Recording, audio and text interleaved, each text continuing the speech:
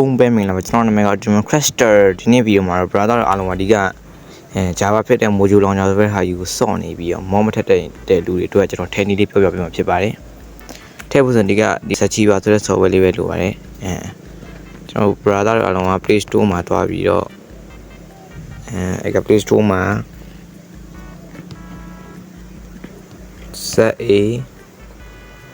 ZA ရ CAN ထောင်းလိုက်ပါပြီးရင်ဝင်လိုက်ပါမော်ဒေါင်းလေးပဲတစ်ခါပြောပြလိုက်မယ်ဗျာ Chrome နဲ့ကိုသွားလိုက်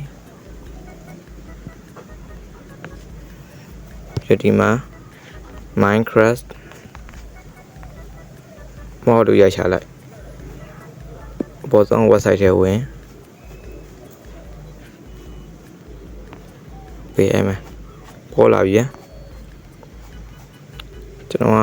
က FPS မော်ဒ်တစ်ခုစမ်းထည့်ပြမယ်ကျွန်တော်မော်ဒ်တစ်ခုစမ်းထည့်ပြမယ် SPS okay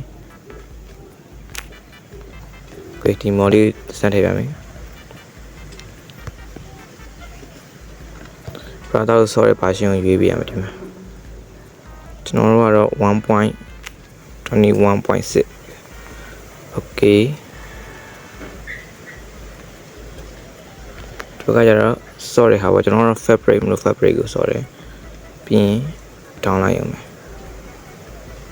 okay ကြာတိုင်း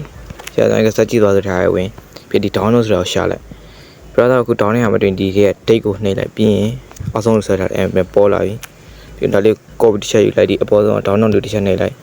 အဲ့အပေါ်ဆုံး device storage ဆိုတော့နှိပ်လိုက်ပြီးရင်ဒီက Android ဆိုတော့နှိပ်လိုက်ပြီး data ကိုထပ်နှိပ်